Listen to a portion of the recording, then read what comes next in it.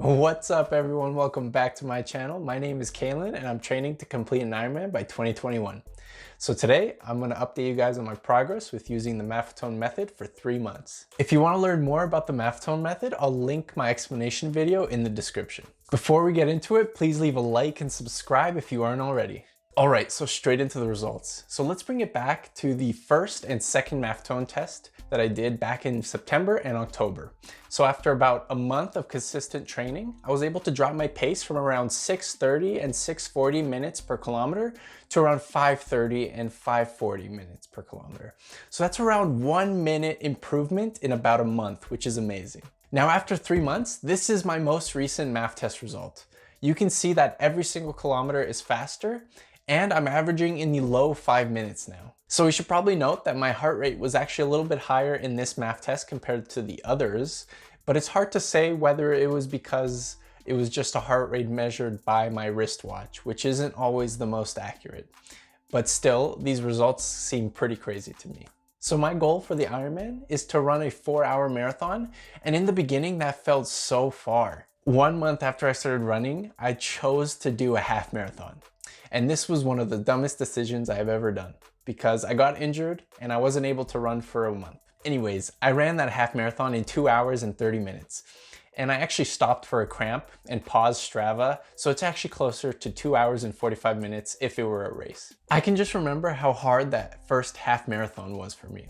So holding that pace, that slow pace, was so hard for me. And it definitely would have been impossible for me to hold it for another 3 hours.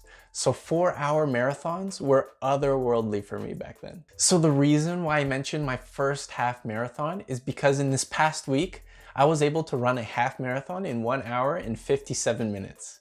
A sub 2-hour marathon this soon feels amazing. It's particularly rewarding because I know it's the pace that I would need to hold for a 4-hour marathon, and I know I can do it for 2. Now let's just be real for a second. I definitely have so much more work to do, but it's still a super nice accomplishment to have right now. So I just wanted to quickly compare my kilometer splits for my 2 half marathons.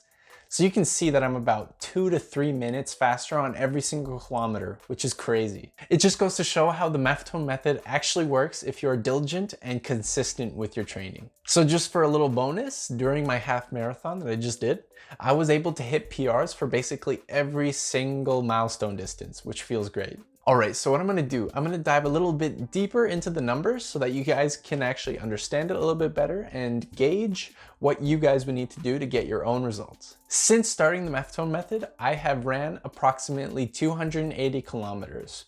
And the majority of these are base kilometers around my Maffetone heart rate. This last month, Trainer Road, which is the program that I'm using for my training plan, has been scheduling VO2 max hill sprints.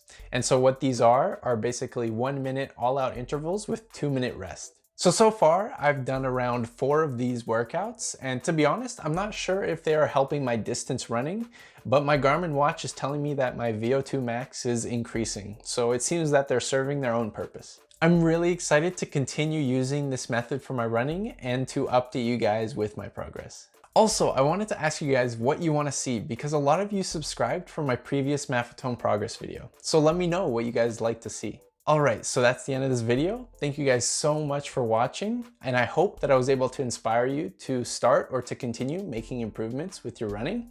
Please leave a like and subscribe, and I'll see you guys next week for another video.